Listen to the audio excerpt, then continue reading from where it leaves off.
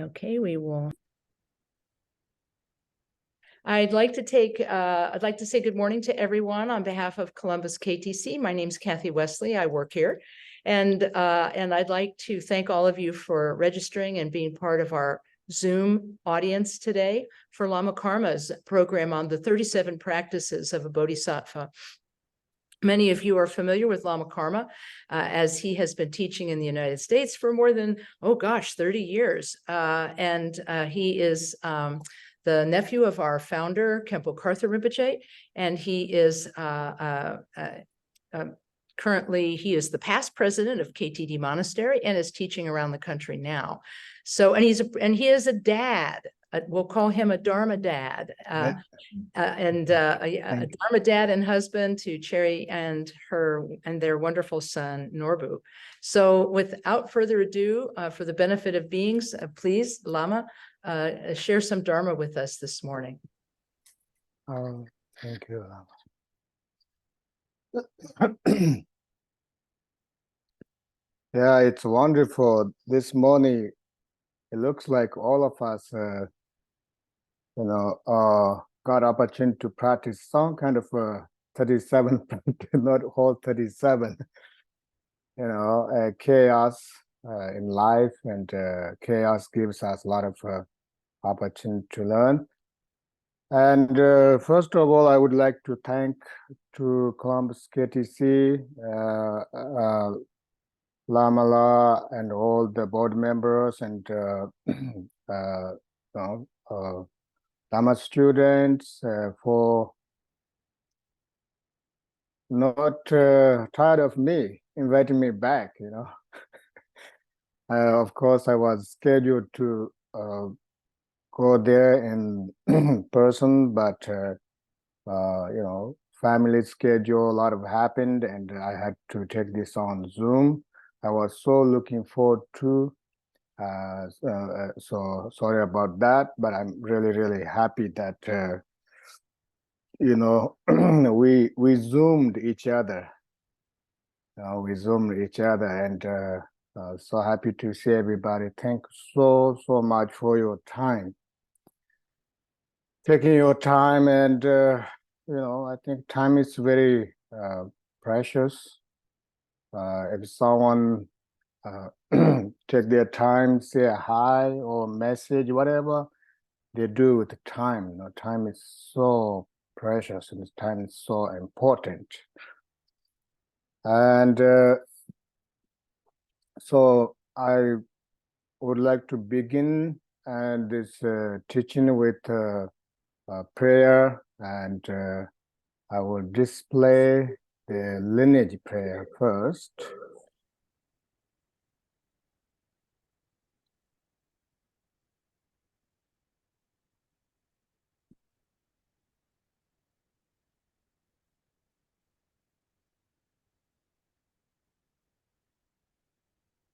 So before we start this morning session and afternoon session, could be like 4 hours total. And I would like everybody to, take your time, be silent for a moment, and thinking that today, whatever condition you face, there can be a lot of conditions. If we take these conditions as a cause of frustration or cause of, opportunity. So if you somewhat, life is unpredictable, maybe the cushion is not comfortable, or the air condition is not, so whatever situation happens, just we will be studying 37 practices in Bodhisattva, and so you think that I'm doing this for the benefit of all sentient beings to achieve enlightenment. So I would like you to wholeheartedly generate bodhicitta, and please take a moment and rest in your mind in compassion and loving kindness.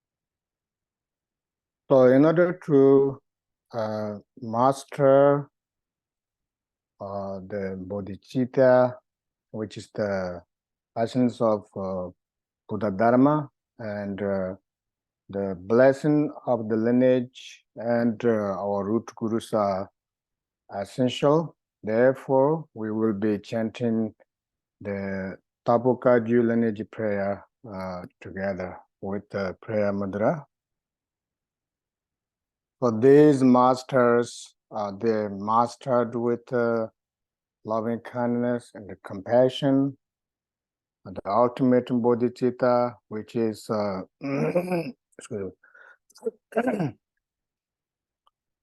which is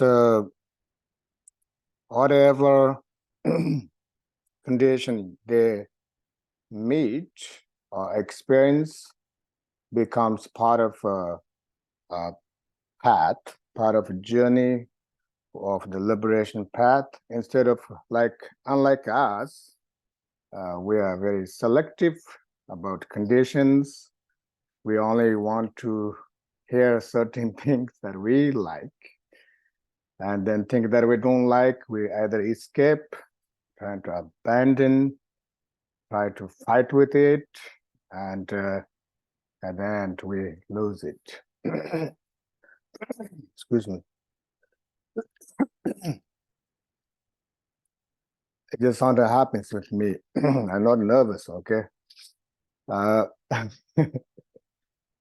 And so ultimate bodhicitta and relative bodhicitta. So these masters we supplicate to, they realize the ultimate bodhicitta, which is whatever good or bad thoughts arise, they see this is always liberated in their nature, not pursuing meditation, not abandoning certain things. So simply, go with the flow and realizing ultimate nature. And then relative bodhicitta, which means that whatever suffering physically, mentally you experience, always nurtured with compassion and loving kindness, instead of frustration, stress, emotions. So that's why they are the masters who have realized this ultimate bodhicitta and relative bodhicitta. And their realization is not just for themselves, they realized for the benefit of all of us, especially these are the lineage masters of our Kagyu lineage who passed this ultimate bodhicitta and relative bodhicitta down to all the way to our guru. So that's why we supplicate to them and receive their blessing and take our journey and following their example.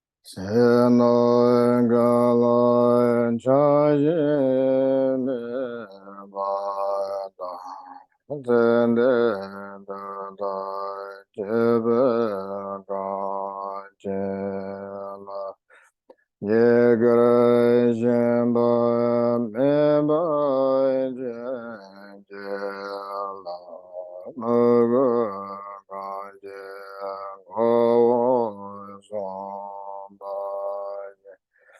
Nengoen dengoen jibela mala jende sawa debe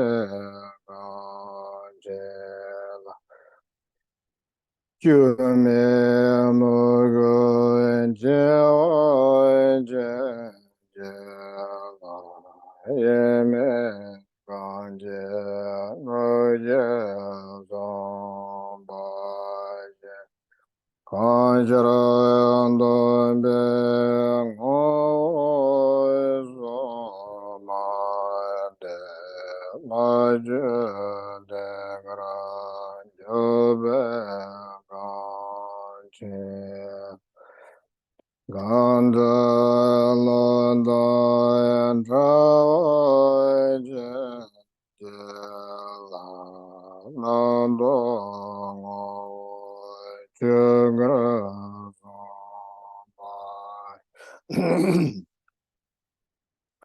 Jaya Maya Jaya Java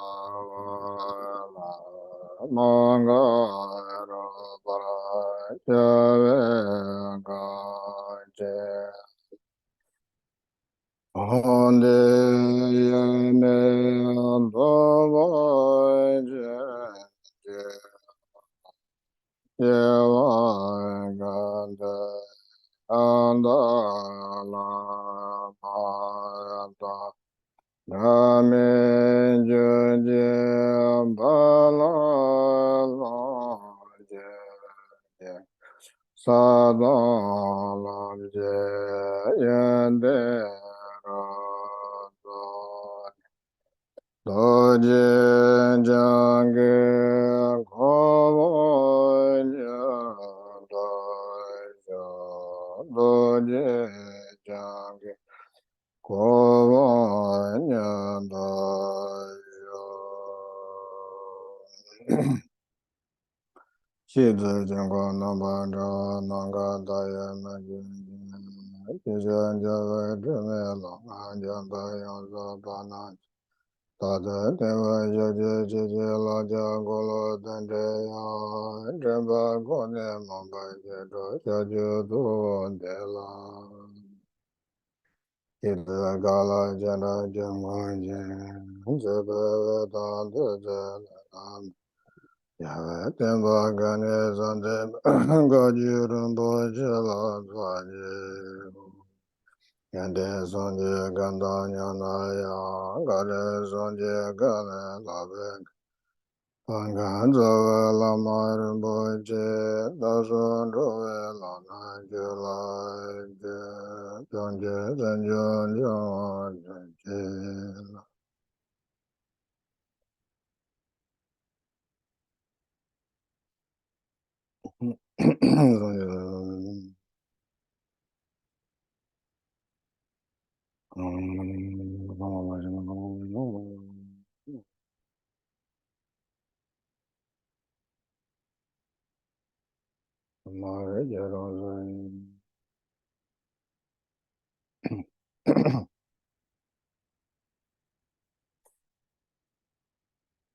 Lamarando Jela Dando Yenda Jela Gamejela Jela Jimenando Pavarajan Rosa Jemendo Varajan Jela Jela Nazi Varajan La Marando Jela Da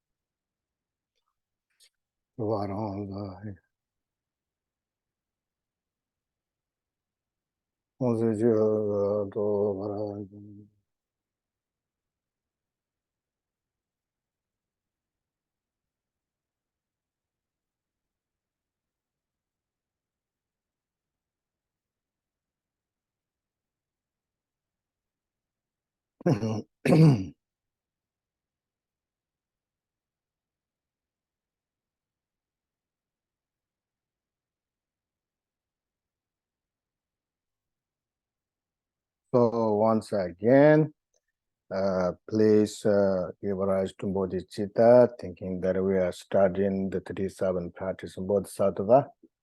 And I also displayed some picture of our special guru, especially for me, who Jebji Thakur Rinpoche, the late Jebji Thakur Rinpoche was extremely kind and give all the empowerment, instructions, so many teachings. When I was monk, I received all the vows, and he also often gave me talks and instructions through WeChat, and are so kind. So this particular picture of my spiritual gurus, this was actually the last picture of them together, and I took it. It was in it was in Toronto, and they say goodbye to each other. And so when we talk about 37 practicing Bodhisattva, especially someone, an example, a living Bodhisattva, there's no better example than these great masters, Jebji Thakur Rinpoche and our beloved Khenpo Rinpoche. And please don't expect that my teaching will be so, astonishing or very special. I just totally rely on the blessing of our gurus. And this morning, as usual, I have a big picture of Rinpoche. I told them that, I will be teaching the 37 practices of Bodhisattva. Please give some blessing so that it will benefit for myself and for others. And it's my habit that when Rinpoche was present, and when I traveled to centers from 2008 to 2018, 10 years, and I often go to Rinpoche and give me blessing to benefit others, because it wasn't easy at all, or someone doesn't have much experience, and it's a big responsibility, going to centers and give teaching. And so one thing that I kind of felt very good was just try to, if I don't know something, or actually I don't know a lot of things, the people ask questions about Dharma, and I don't answer. I always, I never really embarrassed to have ignorance. I mean, we are sentient being. And I also learned that from Lama Kathy as well. And she often, whenever she comes to KTD, and she has this list of questions about, Dharma, and people ask questions, and she doesn't know how to answer, and it's really wonderful. And sometimes she does that to me. She's very humble and asking me, what do you think? And then if I know it, I will know it. If I can quote from Rinpoche or some teaching, I do that. If I don't know, then we both don't know so much. Sometimes, yeah, so. And then this picture was also taken in Varanasi. That was a few years ago before Rinpoche passed. And when the Khenpo Rinpoche arrived in Varanasi, and Jaggi Tangpa Rinpoche came out, and they're offering kada to each other.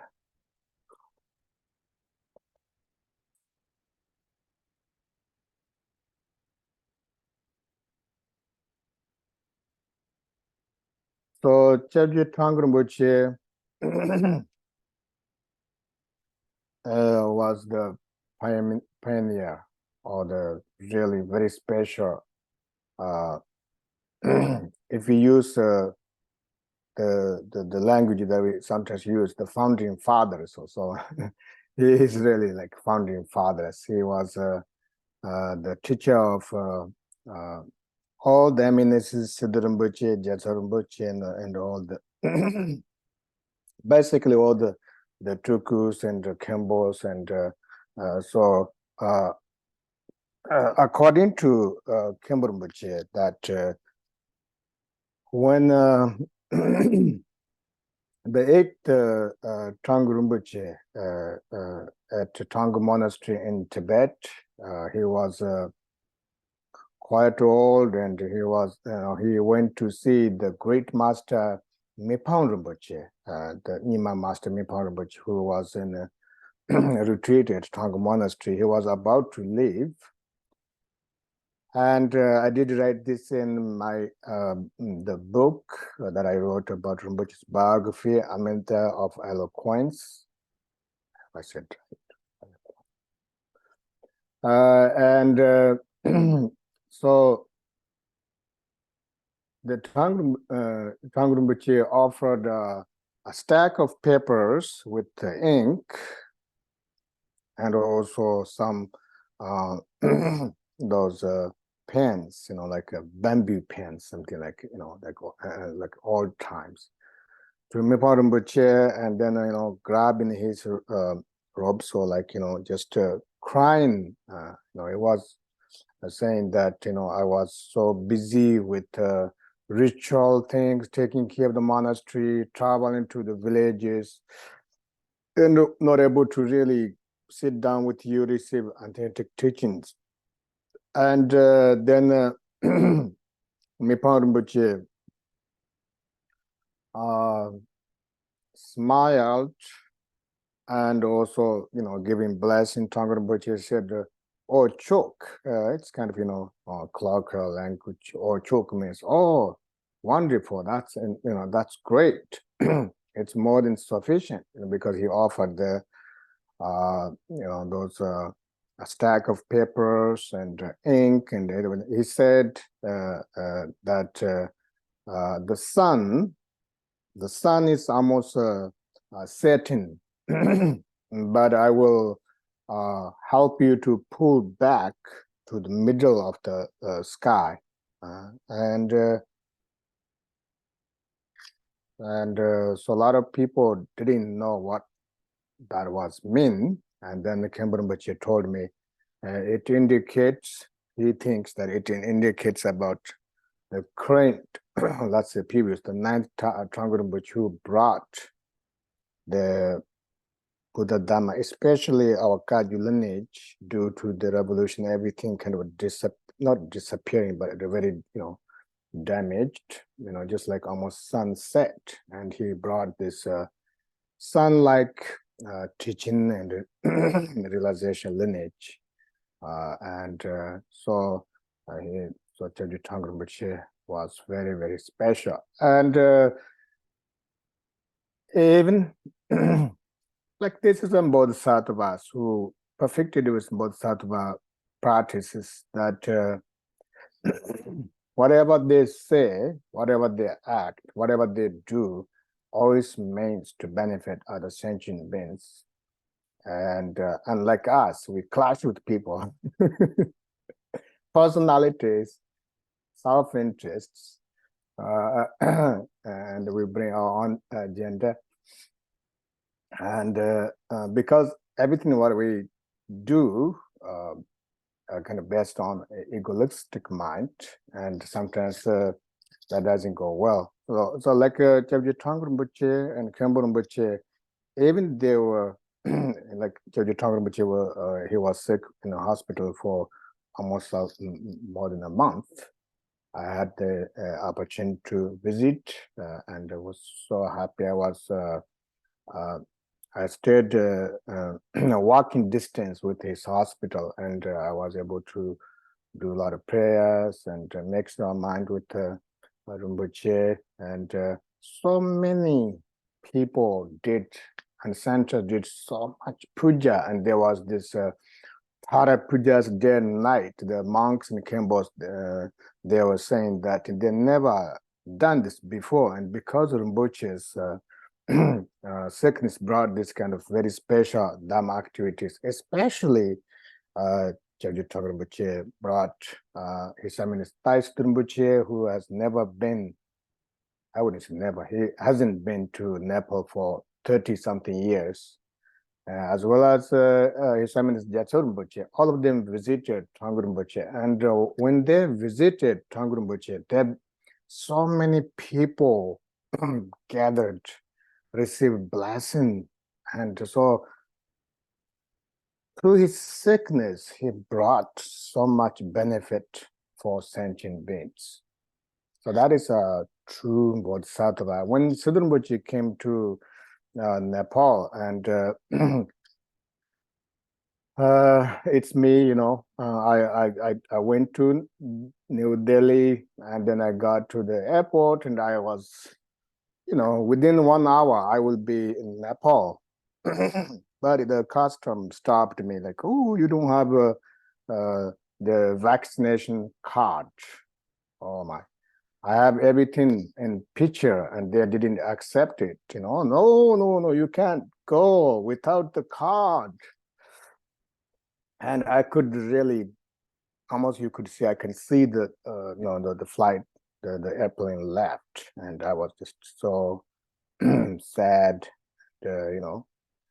and then then another agent or another person, the person who stopped me, and then after that he kind of has to go somewhere, and someone else come there at the desk, and I just show again, said, yeah, no problem, you can go. What?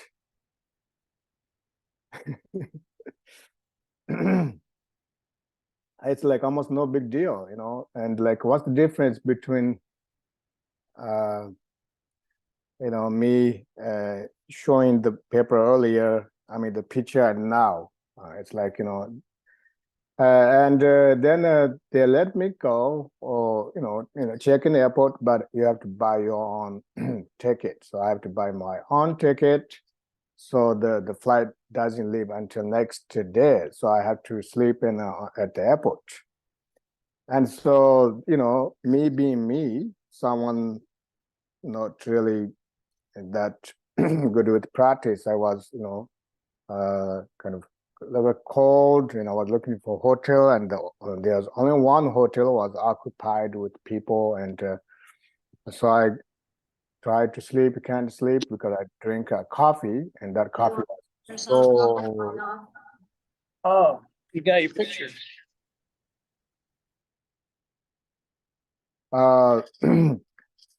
And then all of a sudden, I have this feeling of awakening feeling. is that like just almost laugh myself, like my most important guru, Chabye Thogme Rinpoche, he's sick, he's in ICU, and why you are complaining about your, you this little discomfort, and so then the half of the night I had really wonderful time. I was reciting the silent prayer.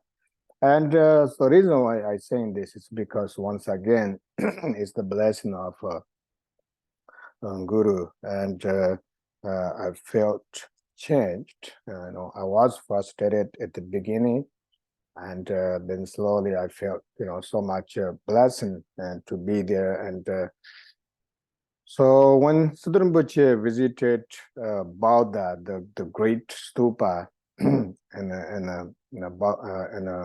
Kathmandu, the Baudanath, and as all the monastics, they were in yellow, the robes, and lined up, and I was wearing this lay lama's clothes, like a white shawl, and I was, doing quota around, and then I saw there's a little gate where they kind of also have a little reception, because that's where they have some statues, special statues to see. And then I just pray and to Jagyu Rinpoche's long life, and then stood there. And then Sudra Rinpoche came, and literally he was just praying right in front of me, and I can almost touch him. And I was like, wow. This is such a blessing. And so Sudra Rinpoche benefited so many people, and Jatha Rinpoche as well. And now after he passed, there are probably a volume of returning prayer composed by so many great masters of all non-sectarians. And so he has no choice not to come back soon. It's like a this has never happened in history, that any master have that much returning prayer. So while I was there, and I visited the three great stupas. This is important for all of you. If you ever go to Nepal, don't miss those three great stupas: the Bodhanath, Sayambha, and Namo Buddha. And also, when I came back, we did the weekly puja in New York with our former monks and the former nuns, and every Sunday. And I always hesitate to drive to New York City, and now I didn't hesitate. I just, it's very hard, like honks everywhere, and not easy to find a parking place, etc. But thank goodness, once again, I consider this Rinpoche's blessing. Now I'm pretty good driving New York City. I mean, that's also a blessing for me. And so I also I already plan to visit Namo Buddha in November. This is something I have to take this trip when Rinpoche will be cremated, and that will be the Labab-Tujin, the descent Buddha from God's throne. And the cremation will be in Namo Buddha in Nepal, and I myself, Lama Zopa, and Lama Jimba, three of us will be going there. So you might think that why this guy is talking so much, without even like starting the 37 practice in Bodhisattva. Well, this is the manifestation of 37 practice in Bodhisattva, like Jagyu Thogme Rinpoche or Khenpo Rinpoche, who are basically mastered with ultimate bodhicitta and relative bodhicitta, because the 37 practice in Bodhisattva is all about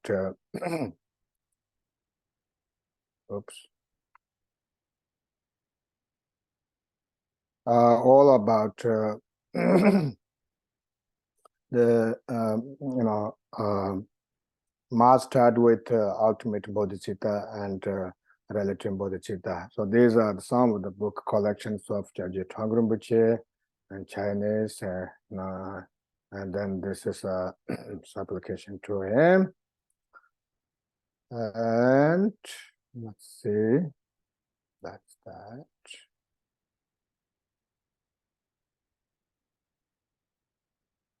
Okay.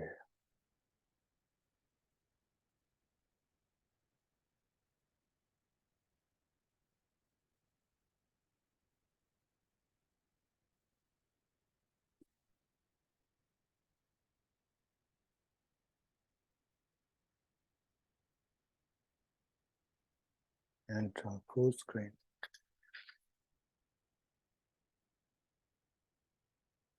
Can you see it? Good. That's the 37 practice of Bodhisattva. Wait a minute.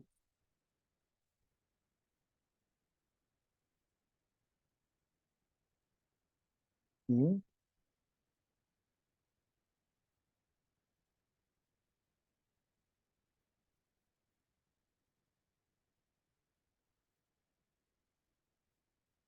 Mm.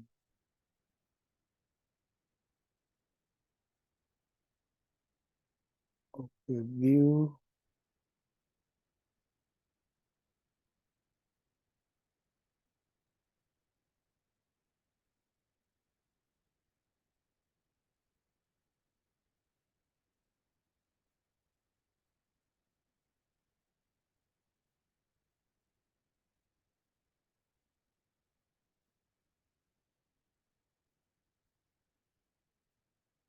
Hmm.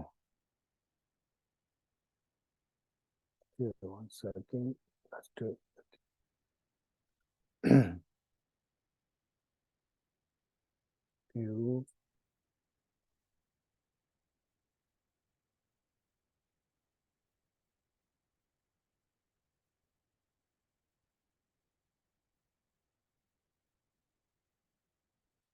Mm. Mm.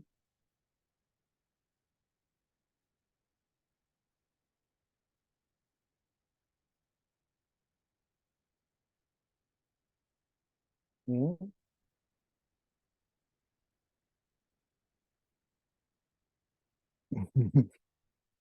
Little problem with my slideshow. Okay. Okay, where's the slide?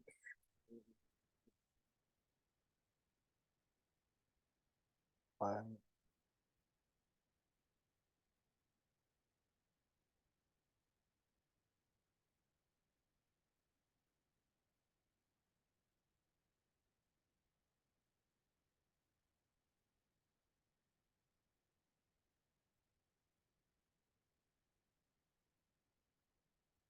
No.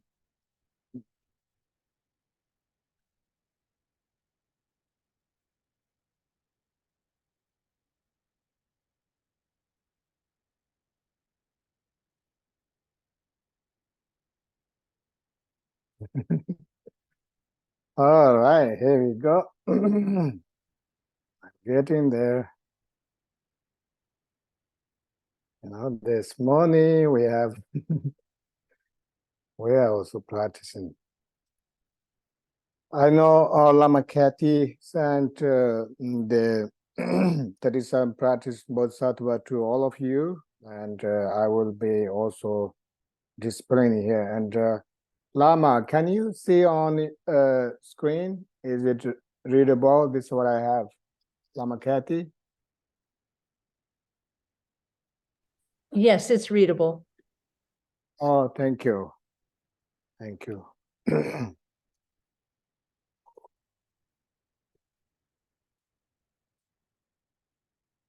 And now, the 37 practicing Bodhisattva.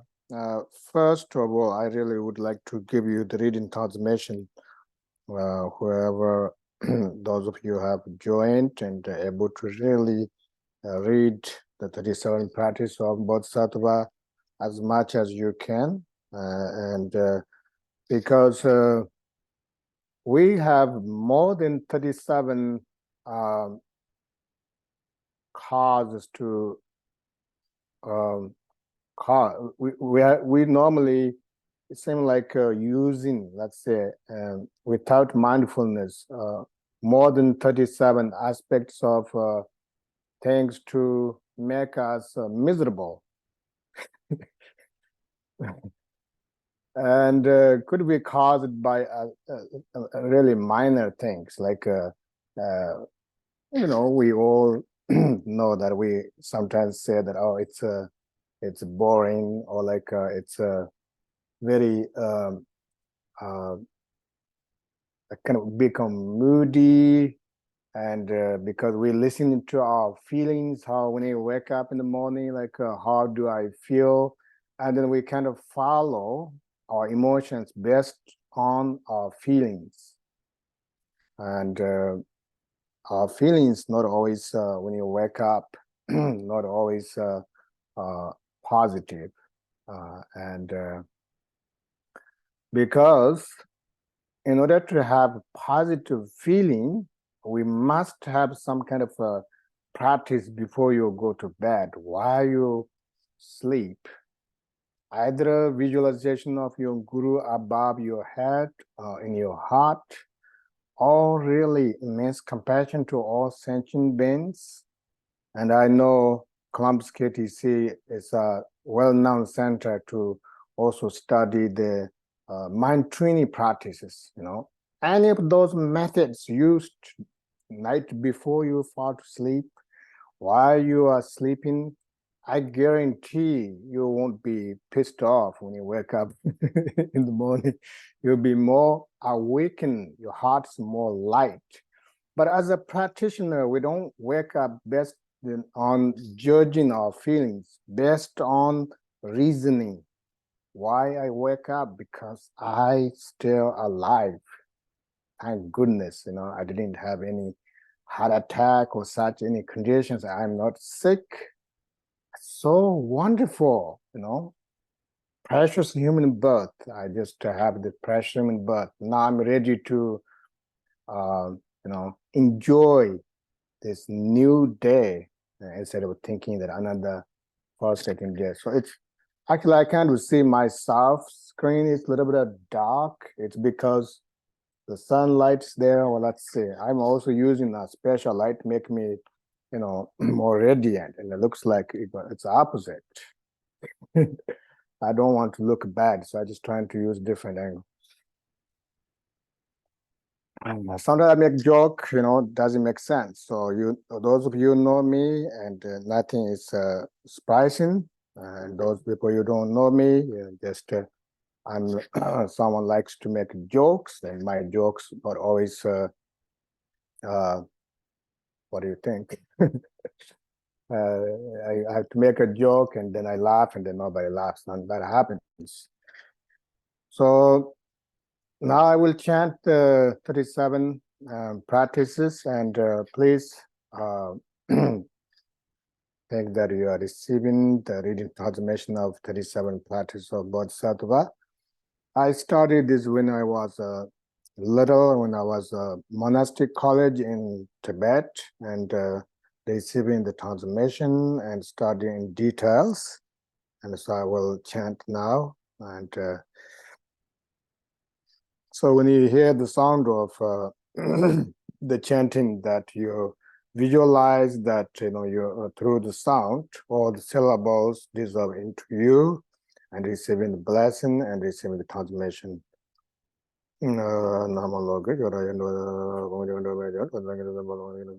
Todo goes on good beds on all up in the engine.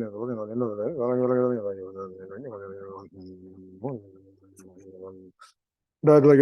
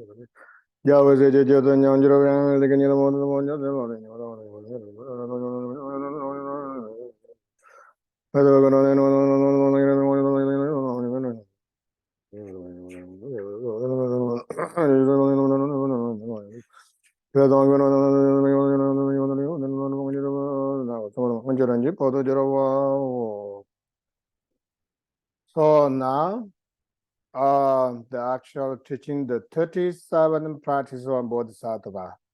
So there are 37 different methods to utilize in order to become a Bodhisattva. So here's in Tibetan, Jesse Lalin Sodime. Jesse means the victorious sun. So Buddha have a physical son before he became monk, was a Rahula, later become a Arhat, and then a speech son, as he, those Shavaka Buddhas and Patika Buddhas. But his heart son was Bodhisattvas, because Buddha's essence of Buddha's teaching is ultimate bodhicitta and relative bodhicitta. And of course, ultimate bodhicitta, relative bodhicitta is so profound that sometimes we kind of feel like, oh, this was taught in teachings of Buddha and sutras and tantras. But actually, even though Buddha taught in sutras, tantras, it's all about referring to the one sometimes, we struggle to deal with. That's our mind. Why we are struggling? Because we just sometimes don't know how to deal with it. Sometimes we just habitually so addicted with certain things. Society built, this is supposed to be this way, that way. And then sometimes we tend to follow those, and everything based on ego. And then we kind of turn away from the actual ultimate bodhicitta and relative bodhicitta. So this entire book is, even though they are different liturgies, they are different explanation, and never ever waves away from explanation about ultimate bodhicitta and relative bodhicitta. As I mentioned earlier this morning, that ultimate bodhicitta basically means that we are sentient being. Someone has what sentient being in Tibetan. Semchi means someone possesses sem, and then nambrashipa or consciousness. As well as within that sem or consciousness also contains the wisdom or ultimate bodhicitta. That's the beauty of us, because as a practitioner, when we practice meditation, either should be in the ultimate bodhicitta or relative bodhicitta. For example, like shamatha meditation, nothing is not covered by ultimate bodhicitta and relative bodhicitta. For example, if you are practicing shamatha meditation with conscious effort to focus on certain objects or such, that is more like using the mind, relative bodhicitta. And then sometimes, through the blessing of Guru, through the blessing of the lineage, we have some recognition of our mind, able to rest in that ultimate nature that we carry 24 hours while we are frustrated, while we are walking, while we are arguing. We are still carrying that beautiful essence within us without noticing. So therefore, excuse me, Therefore, so when we practice 37 practicing Bodhisattva, supposed to be either, if we cannot liberate our thoughts, then our thoughts should be relative bodhicitta as a practitioner. And so the book begins with the homage. There's a first short homage, and then a more elaborate form of homage. Because when you study as a book, it's important to understand what's, what it contains.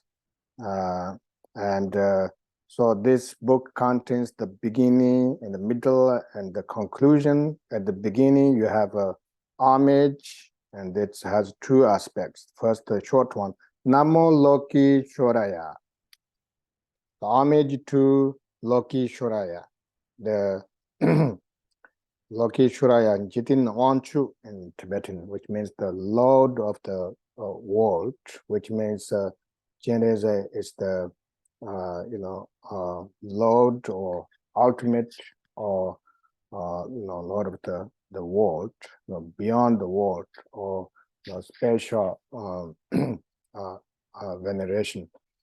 And then the elaborate form of homage, Namo Loki Shoraya. I said that already. You see that all phenomena neither come nor go. Still, you strive solely for the benefit of all beings. Supreme Guru and Protector Chinese, to you I continually bow with respect with body, speech, and mind. So that explanation also explains about ultimate bodhicitta and relative bodhicitta, saying that you see that all phenomena neither come nor go. Nothing's happening. Sometimes, like when we talk about meditation, I sometimes this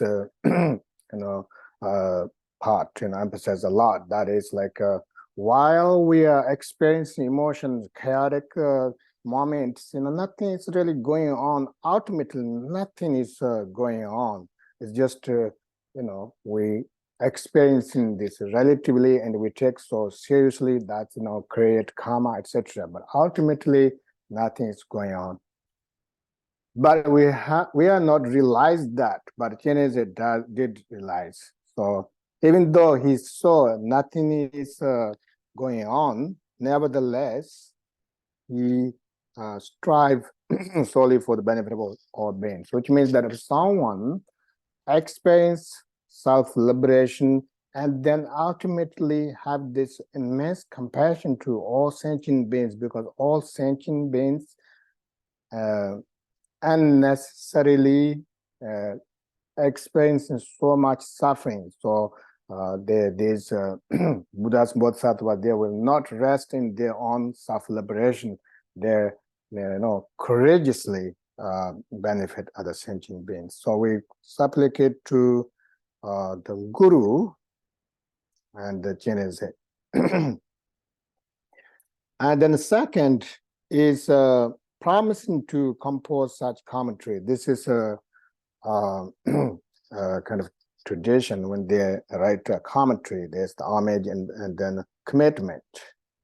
So that is the perfect Buddha's sources of benefit and happiness arise from accomplishing the genuine Dharma, since that in turn depends upon knowing how to practice Dharma. The practice of a Bodhisattva shall not be explained. So all the Buddhas and Bodhisattvas only come from the practice of Dharma, and so the Ngulchu Thogme, the author, will be explaining the how to practice. So commitment is considered very important, and there are different commitments. It says that some people is like commitment is like drawing in the water. You draw something in the water, instantly disappears. So sometimes we have committed, I will do daily practice or something, and then just forgot the next part. Maybe there's a TV show or something. And then more stabler individuals, they are, it's like drawn in the sand. If you draw in the sand, it stays for a while. And then someone like Bodhisattvas, it's like a carve in a rock. They never change their commitments. But actually, commitment is very, very good. If you, everything's training. If you daily, let's say, okay, this morning until you wake up in the morning like 7 o'clock or something until 9 o'clock, I will, I will not,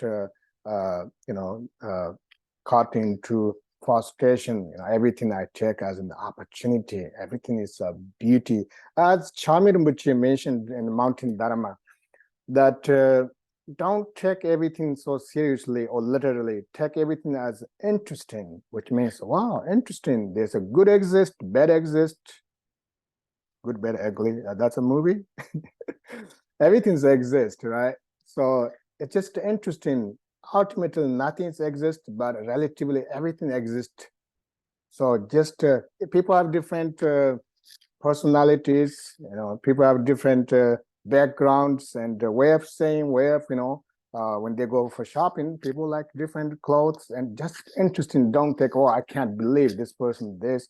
Oh, if someone said something negative, we say, because we are practicing, starting 37 practice of Bodhisattva, we have to be very practical, which means like one of the important about when you see people are frustrated, people don't like you something, and just in your mind, oh, instead of judging that person, oh, this person is really bad, or that person, just have a recollection of, oh, this person is suffering. It's an immediate kind of release of your anger or frustration towards that person. Oh, that person is suffering, right? So, I mean, nobody wants to experience suffering. We just always try to run away from suffering. And if somebody is like, it could be your family members. Wake up in the morning and like, what did I do wrong? Or like maybe like, why she or he is saying that or such. But, there's something going on, and maybe didn't go sleep well, or a lot of conditions happen. So point is that you turn it as, oh, this person is suffering. So instead of like why or such, And the next is those are the beginning, and then actual, the commentary also have a how to enter into the preliminary practice. This has 7 aspects, and the first is,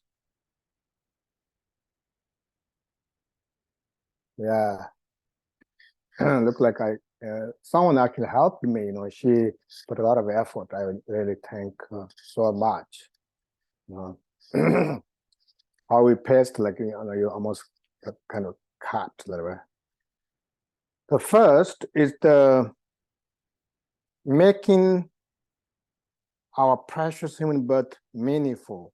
Now that you have entered human body endowed with freedoms and resources, a great ship too difficult to find. In order to free yourself and others from samsara's ocean, day and night to listen, reflect, and meditate without distraction is the practice of Bodhisattva. These are the really tool to expose our practitioner's weakness, because when you read like this, now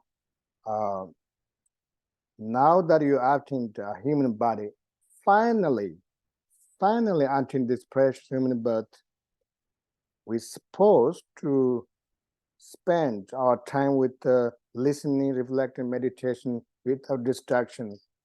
That's Bodhisattva practice, and are we Bodhisattva? Right? So truly expose ourselves there.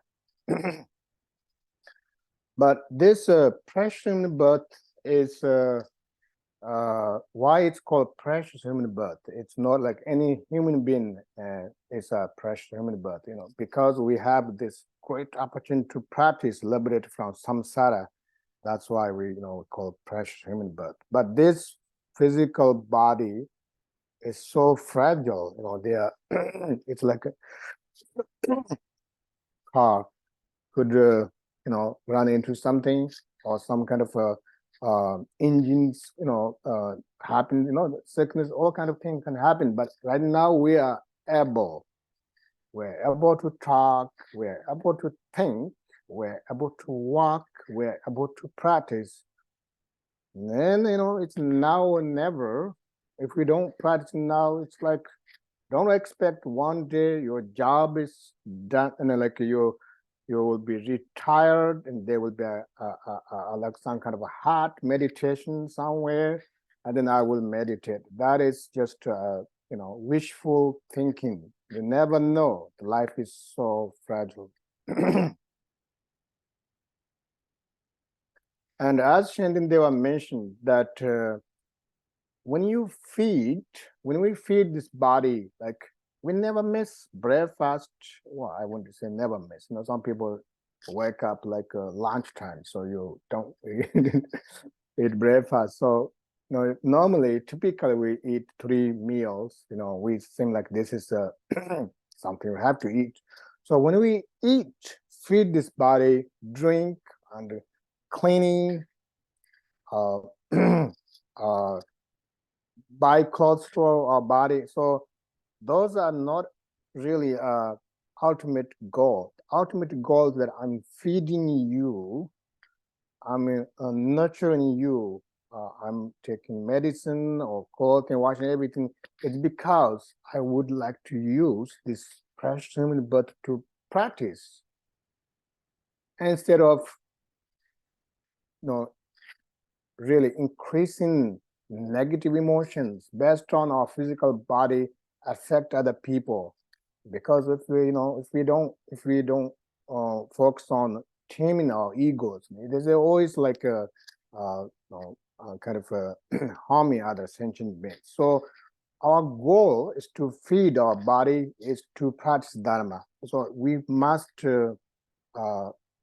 remind that every time we eat a beautiful meal, it's not just digestion, and then once you finish, go to bathroom, clean up, oh, I had a good process. It's all about using our precious human birth for practice of Dharma. And then the second of the preliminary practice is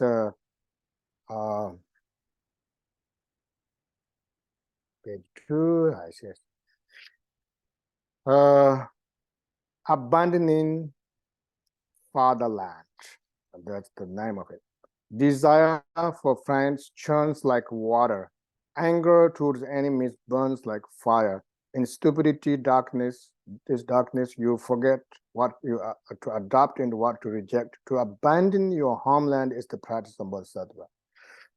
This is primarily concerned with the like monastic community, because when they become monk, they just not abandoned, but we call chami barot means they live from their homes and then go to monastery and practice listening and meditation. So if you are further from your home and on isolated place, then you have a better opportunity to practice Dharma. But same token for us, of course, sometimes we could do a retreat or such, but sometimes you can't take this very seriously, because you may go some other places, and because we are still so deep into this attachment and aversion, wherever we go, as long as we are not tamed, our ego's not tamed, our emotions not tamed, nothing can help. So basically, this is very external, but internally, if we are able to tame our mind, even you are stay at home. As Lama Karma mentioned, I'm the father of Norbu, so now I have full-time job at home. So I have to cook, I have to do laundry, I have to do washing, everything. And either I can take as a frustration or I can really enjoy it. And I would say, knock on the wood, I'm pretty good. We're having good time.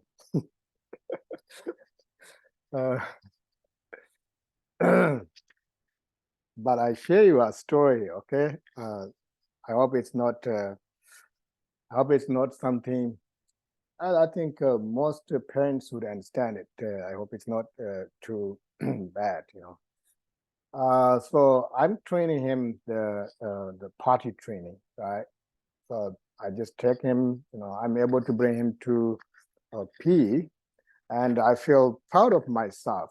So 2 days ago, and I just kind of timing that morning time. Then after breakfast, I took him there, and take off his. I didn't put diaper. I take out his pants and then diaper, and I put on toilet. And I was like, "Well, I did it. Let's he's going to pee." And he looked at me on the floor. He said, "Poo poo."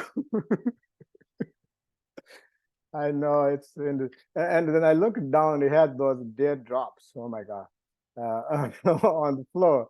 So I have to collect them, right? I have to use those toilet papers, and put back in the toilet. And he was counting 1, 2, 3, 4, 5. Like you counted 6, and I thought I got everything, and later I missed some of those. But anyway, I really kind of also enjoy. But of course, everything what I teach here doesn't mean I could practice, but Dharma is so precious. And once you remind that, especially like precious human birth, when you eat, like not eating mindlessly, I'm feeding this body, but I have to do something, right?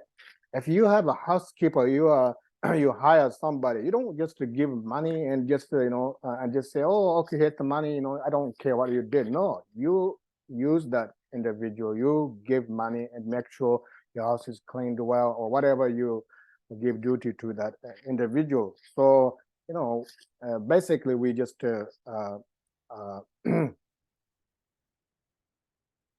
we just use our body as maybe it's not a really respected word.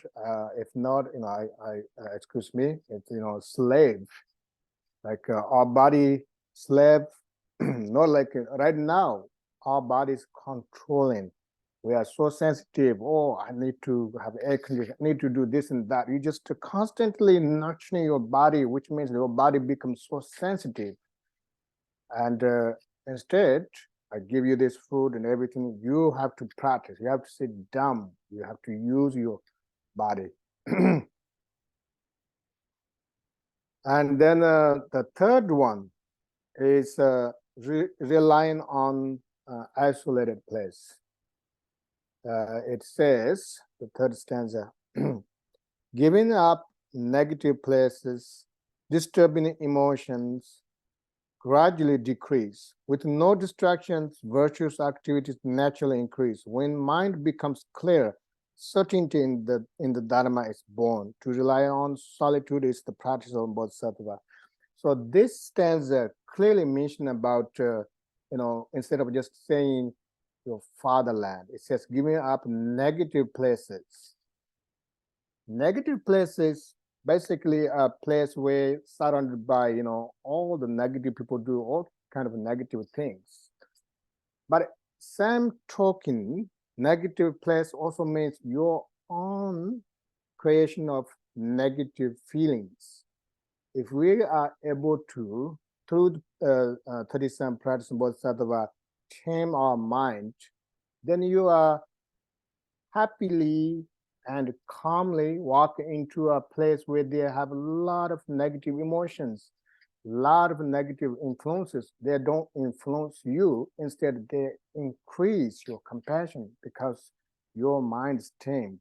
If your mind's not tamed, wherever you go, can affect you. Feel like when somebody is, saying something towards me, somebody looking at me, always like judging, external judging, but you never analyze our own mind.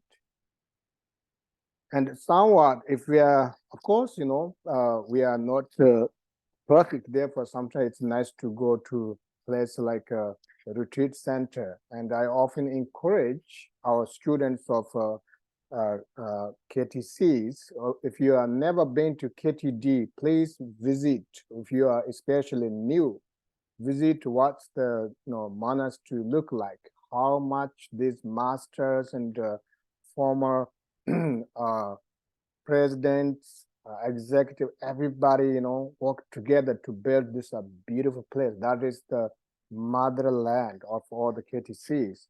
It's the seat of His Holiness Karmapa. You must visit that and do a little retreat.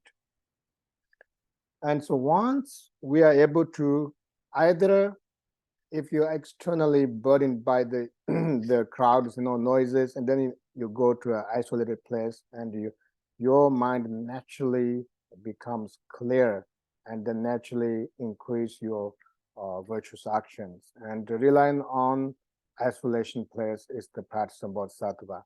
So isolation also means that isolating your own emotions within your mind. You could be sitting on your desk and looking into your screen, but at the same time you'll be very mindful and watching your emotions as an opportunity rather than burden, and your mind becomes more calm and you feel naturally increase virtuous action. So it's not necessary to have to go to some other places.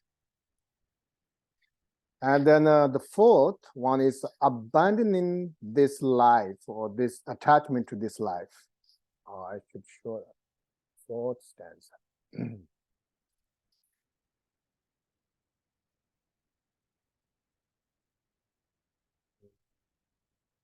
Looks like the book that I'm reading versus the screen doesn't match, huh? Oh. So on screen it says, we will part from each of the loved ones we have. I maybe still use this book since I already based on this, and you can also read this little different way of saying. Here's what it: old friends and relatives will separate. Material possessions gained through exertion will be left behind, like a guest living a guest house. Consciousness will leave the body. To give up attachment to this life is the practice of a bodhisattva. So this is basically, talk about how things, we think we are under control, but they are not. We think, oh, everything is going well. We wish to remain like that forever. There's no such thing forever. And everything changes moment by moment.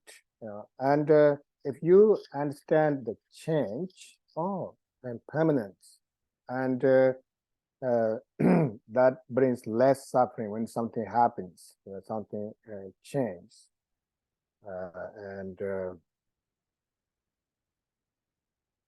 So at the time of death, everything left behind, and we shouldn't attach too much to our possessions, our friends, our families. So sometimes people ask these questions like, oh, well, what does that mean? I love my family. But the love has, as a practitioner, love has its own, definition. Love basically means care. Care means that you have patience to hear what they have to say. Love means you naturally care. If somebody make mistakes, somebody says something in your family, you understand that. Especially, I think, as someone practicing taking bodhisattva vow. A lot of people took bodhisattva vow. The vow taking itself is very important, but really keeping the vow is so important.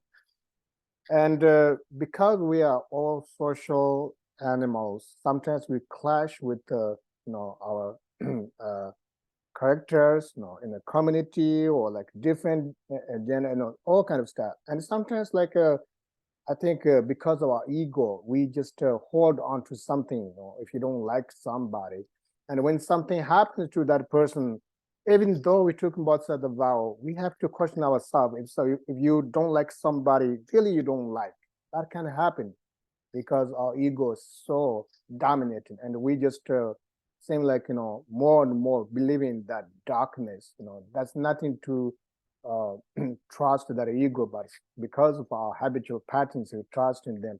If you don't like somebody and something happens, you may have a sense of joy. Just check out our ego. If that happens, really bad, and no matter what condition happens in your life, if somebody you don't like, always have a little careness in your mind. Always care. Always care. Something you care. Like a loving mother. It doesn't matter the destination of the children. It doesn't matter that the children have different behaviors. Such she has that careness all the time. That's something important, because that careness, or the, you know, care someone else, like mentally, you don't have to agree with everybody. You know, there are different personality, different way of thinking, but always careness, something in your heart. That's so important. And so as a practitioner, I think true loving kindness is not about just saying that, but also care your loved ones. And the next is abandoning bad friends, or that influence, you know, bad spiritual friends, influence negative. When friendship with someone causes your three poisons to increase, degrades your activities of listening, reflecting, and meditating, and destroys your loving kindness and compassion, to disassociate from such a negative friendship is the practice of Bodhisattva. Excuse me. Yeah, if someone constantly talk about, you know, gossip about others and negative things, influence, and once again, you never lose that careness. Careness, I hope it's a word. But you know, you physically distant. If it's especially beginners, if it bothers you. But of course, you know, if someone has, you know, such compassion, like our great master Khenpo Rinpoche, he's surrounded by all kind of students. You know, I'm one of them, and I'm a quite emotional person, and he doesn't mind. He has that ocean-like compassion, and everything around him, whether it's good or bad, increase his compassion. And someone like Rinpoche is, you know, so compassionate, the eye gaze, the soothing voice. I miss all of those. You know, his eye gaze so beautiful. At times, like I, you know, feel kind of because I came to US like quite you know, young. I'm still young. And so I missed my family a lot.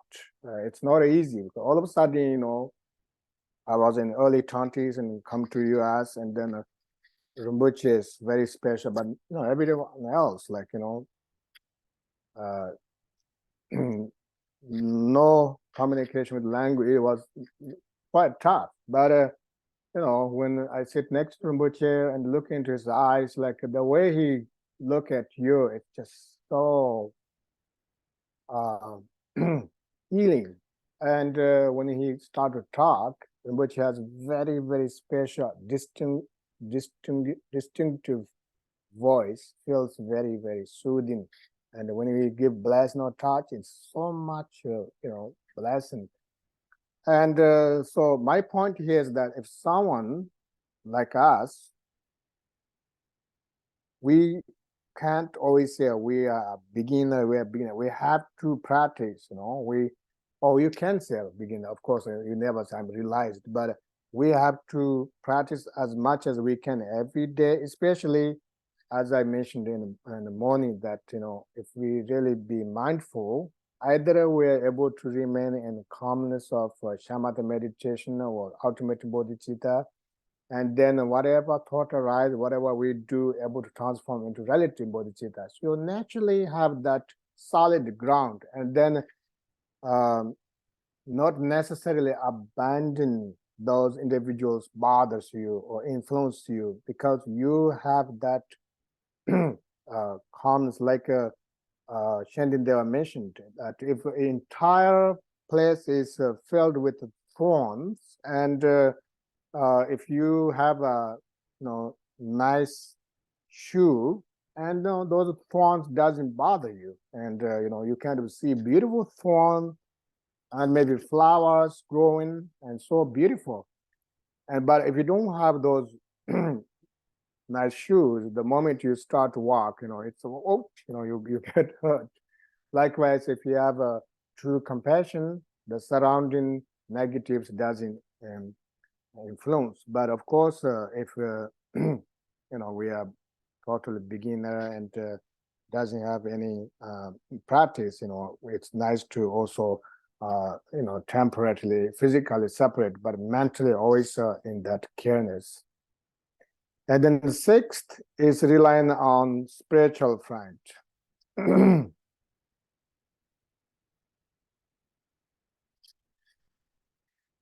Also our time. Okay, 11. When in reliance on someone, you're defective when, W-A-N-E, and your positive qualities grow like the waxing moon. To cherish such a virtuous friend even more than your own body is the practice of Bodhisattva. Spiritual friend is so important in our journey. And when we talk about spiritual friend, especially nowadays, you could have so many of them, because it seems like all of us receiving teaching from different masters. Of course, there are some masters exceptionally stand for you, for us. It's that someone introduced to your nature of mind. You have some sense of liberation of your mind, or someone give you this vows, empowerments and transmissions, and someone just give some teachings online, or like teaching in person or advices. These are all spiritual friends, spiritual. And one thing about us is that samaya with the spiritual friend is extremely important. Maybe you receive teaching from certain spiritual teachers, and later on your mind changed, circumstance changed, but that teaching you received was the connection, and we always have that in the mind, respect to that teacher. No matter what happens to that teacher, it doesn't matter, because our connection was Dharma. It no longer has to do with his personal or anything, or his or her situation.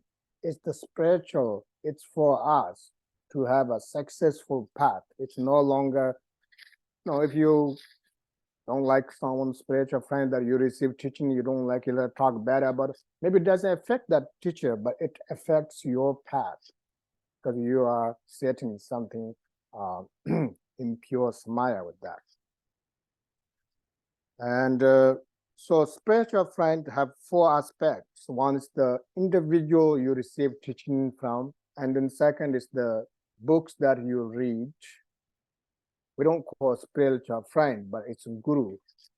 Spiritual friend only rely on means the individual. So I said four aspects. I'm talking about guru. A spiritual friend is individual, and guru. But guru also it's a spiritual friend. But guru has four aspects. First is the individual who receives teaching and empowerment.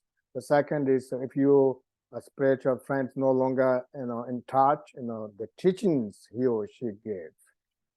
And then third is everything what's going on around you become a guru, right? If somebody If you hear somebody sick, that's the reminder of, oh, you can get sick, better practice.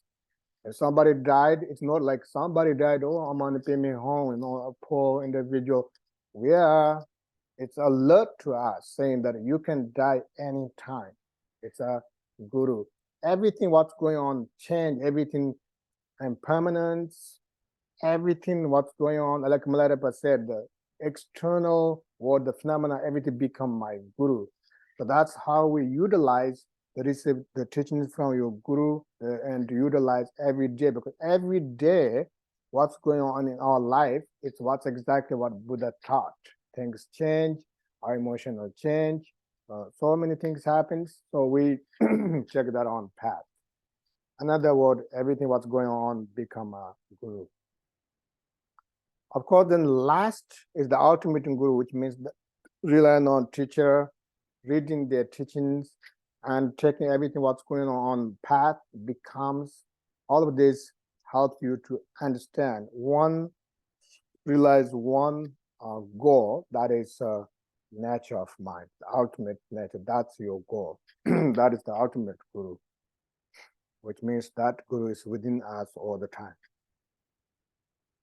So these teachers, spiritual friends, it says, important to cherish more than our body, which means that we are ready to sacrifice our life for the spiritual friends, because what they give us, to achieve enlightenment, life after life after. And then next is the last of the how to enter into the preliminary parts of Bodhisattva is the refuge. And it reads as, bound themselves in the presence of samsara, whom can the worldly gods protect? Therefore, to seek refuge from the undeceiving three rare and supreme jewels is the practice of Bodhisattva. So that is taking refuge, and we don't take refuge in like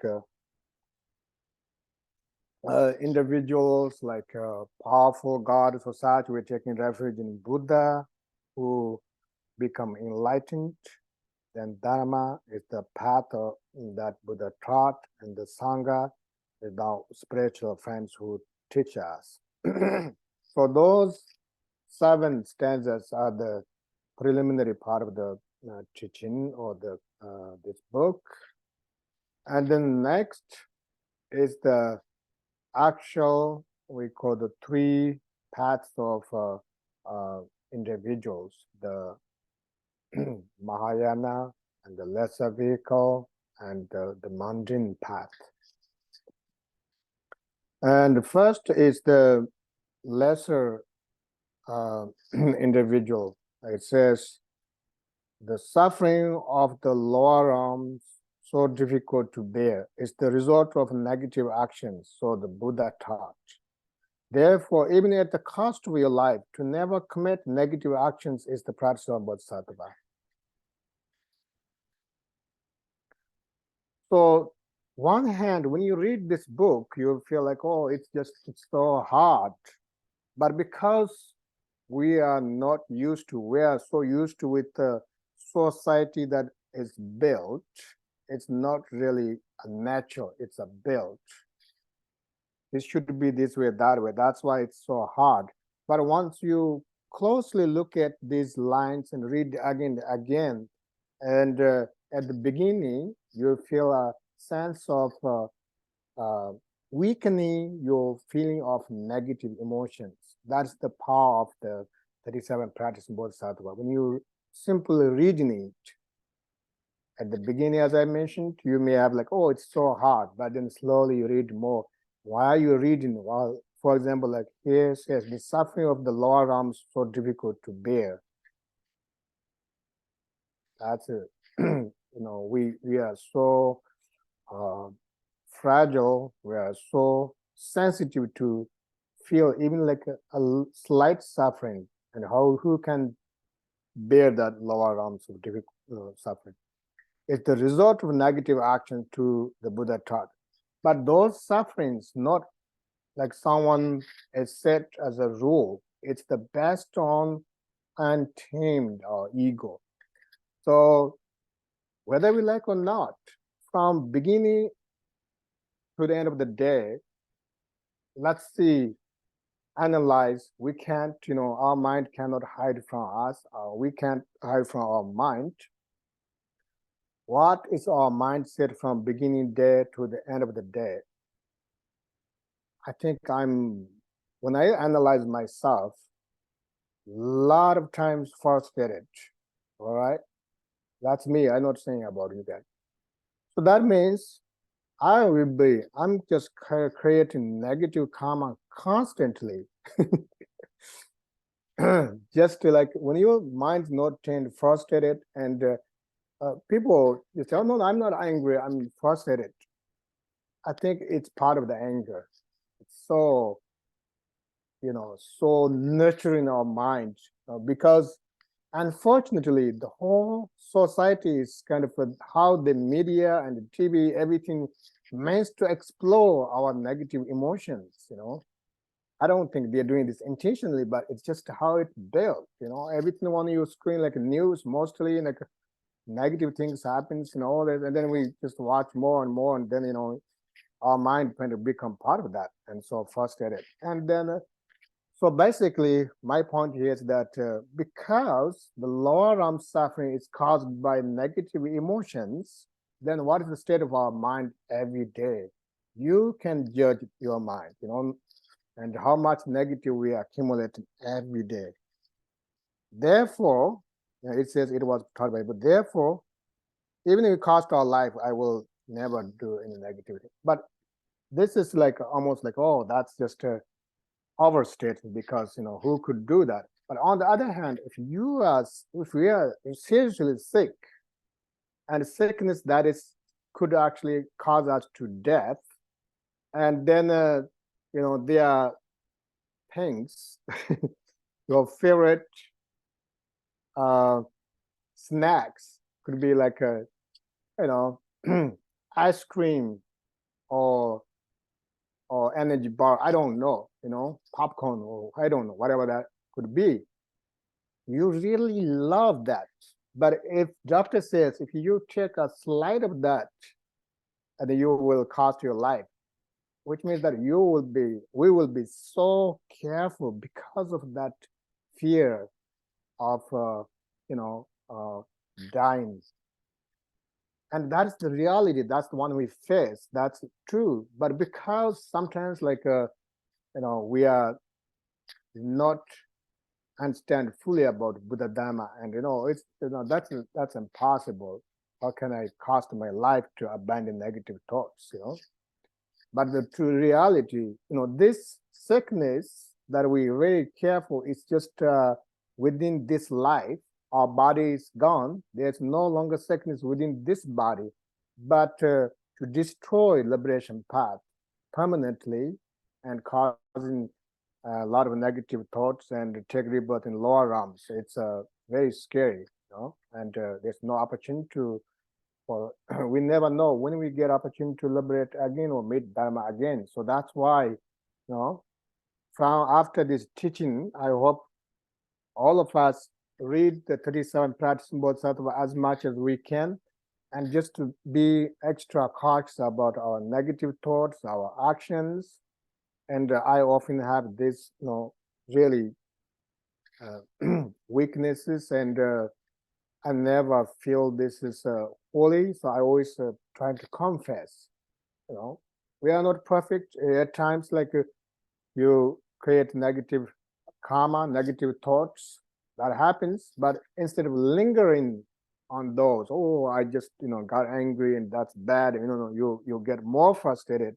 You confess. There are so many confession methods. 37 practicing Bodhisattva. This said, I'm going to pay me home. Practice Tongling. So there are so many methods you can use. So right now, we are basically, especially Dharma practitioners, in the center of abundance of Dharma, abundance of blessing. It's like someone is so hungry and abundance of food around them, and then you just don't eat them and suffer. Instead of eating those food, eating those your hunger. So So that's where we are. We have abundance of Dharma everywhere, but receiving teaching is important, but practicing right away is extremely important.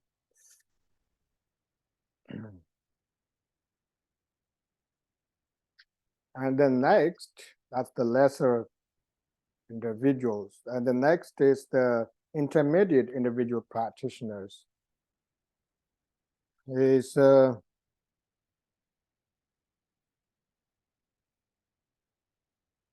like dew, D-E-W, like dew on the tip of a blade of grass. Happiness in the three realms evaporates in a single instant. To strive for the supreme state of liberation that never changes is the practice of a Bodhisattva.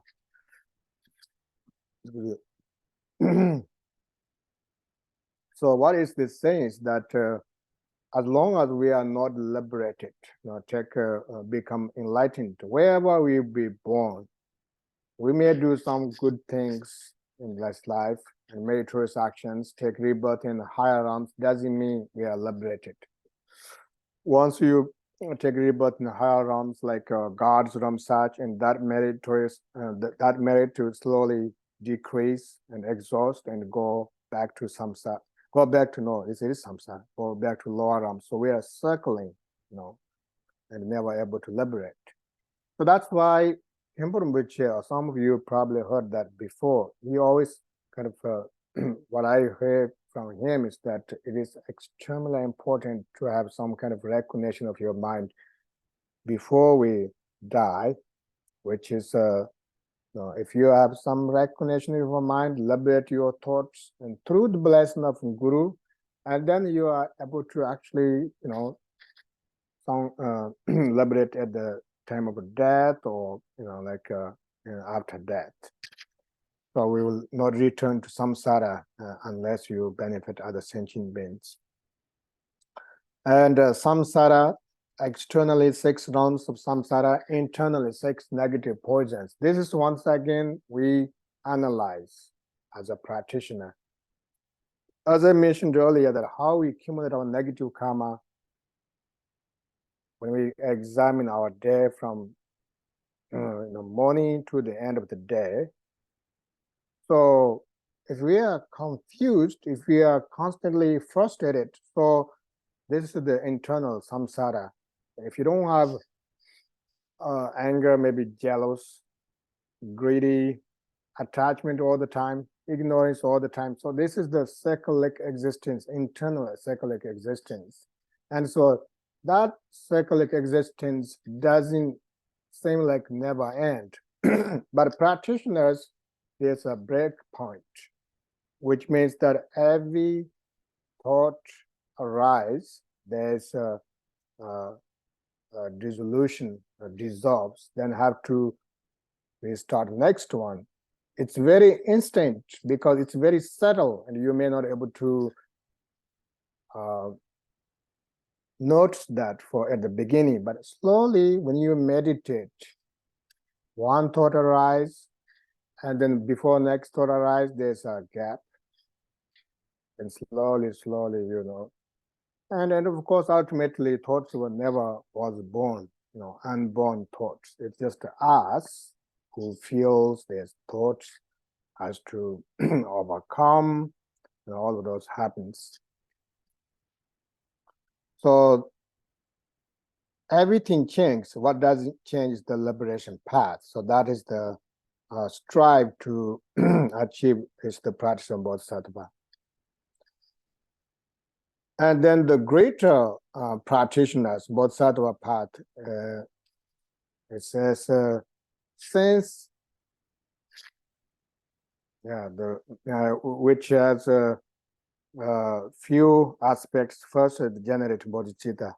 Since beginningless time, your mothers have cared for you. If they now suffer, what good is for your own happiness? Therefore, in order to liberate limitless sentient beings, giving rise to bodhicitta is the practice of Bodhisattva.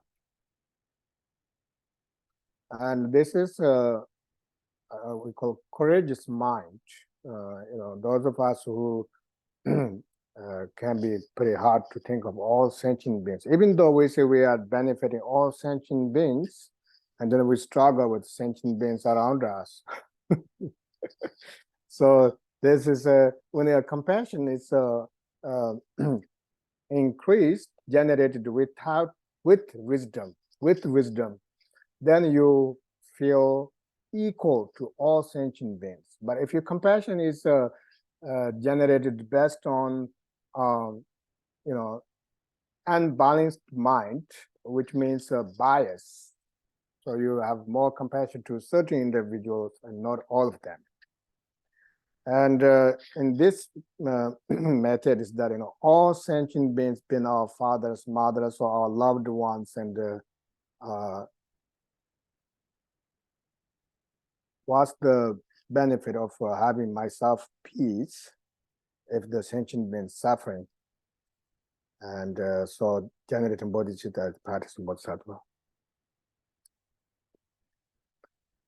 And then the first generating bodhicitta, the mind part, and then second is the action, meditate on the two bodhicittas, aspiration bodhicitta and ultimate bodhicitta. The first, the relative bodhicitta, and from relative bodhicitta, first meditate on the equanimity, in rest in equanimity for oneself and others. We are saying that everybody is equal. The 11th stanza. All suffering comes from yearning for your own happiness. The perfect Buddha are born from the intention to benefit others. Therefore, to genuinely exchange your own happiness for the suffering of others is the practice of Bodhisattva. As they are mentioned in Bodhicitta, look at the difference between Buddha and sentient beings. The Buddhas perfectly enlightened because they are benefiting other sentient beings. What they do is benefiting other sentient beings. And look at us, sentient beings who are constantly suffering because we only think about ourselves. And in order to achieve enlightenment, we have to let go our selfish thought, our ego, and exchange with others.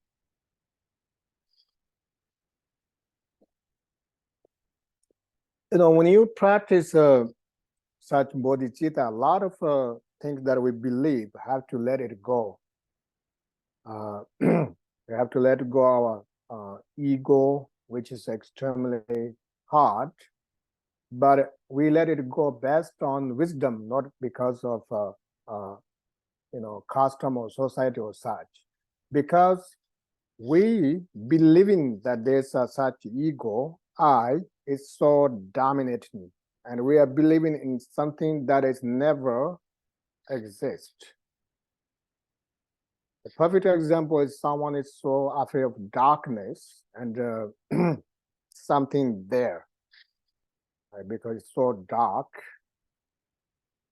Of course, Nagarjuna mentioned about a snake. If you walk in the darkness and you see something look like snake, and then snakes start to, because when you mind create something, then you believe in it. So then you can see that piece of tree or stick start to making sound. That's how you feel, and then you believe that this is very dangerous, and you are afraid to face it or such. But if there's some kind of flashlight or something, you look at it, and then there's nothing there. There's just a tree, dry tree lined. Oh my God, I can use for firewood. So instantly your fear will be liberated. So my point here is that we believe in that, people saying something we believe bothers us. People looking at special reaction bothers us. So who bothering whom? That's the thing that we created ourselves out of fear. We have a lot of fear.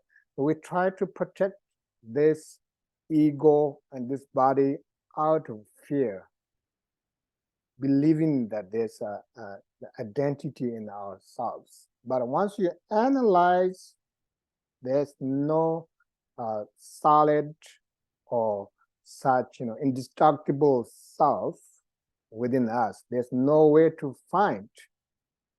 There's nothing to fear about. There's fear is generated based on something we believe, based on ignorance.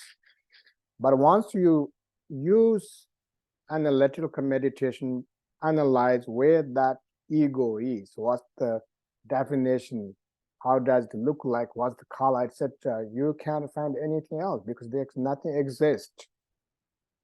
That is called selflessness, selflessness meditation. You begin to see that non-existence of yourself instead of your nature. Our nature is, primordial wisdom or Buddha nature.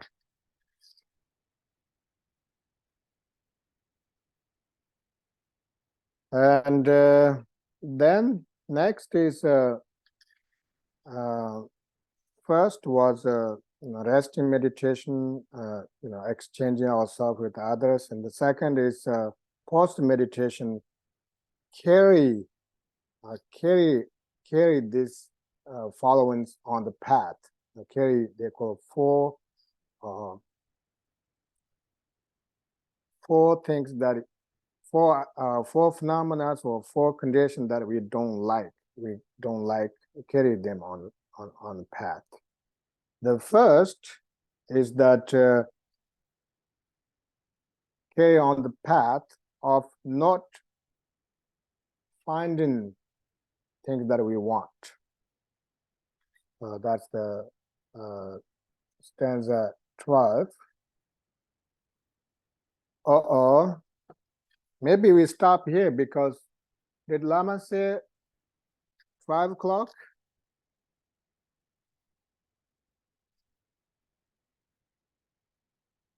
It's 12 o'clock. I don't want you to well, today we practice Bodhisattva. Maybe nobody cares how long we teach, right? Everybody has patience.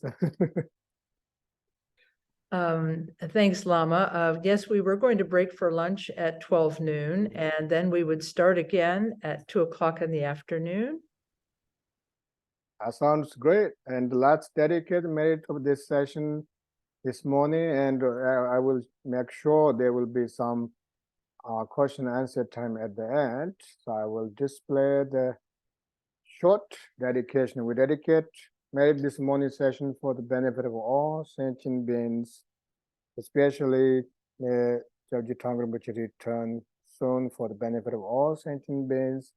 Our Khenpo Rinpoche, if he meant to reincarnate, may he reincarnate soon. If he meant to become Bodhisattva like space, emanating all kind of things, that whatever his wish, may it become true. And also those of us who practice or study 37 practicing Bodhisattva, may we at least chant once a week, or able to carry this on the path and benefit.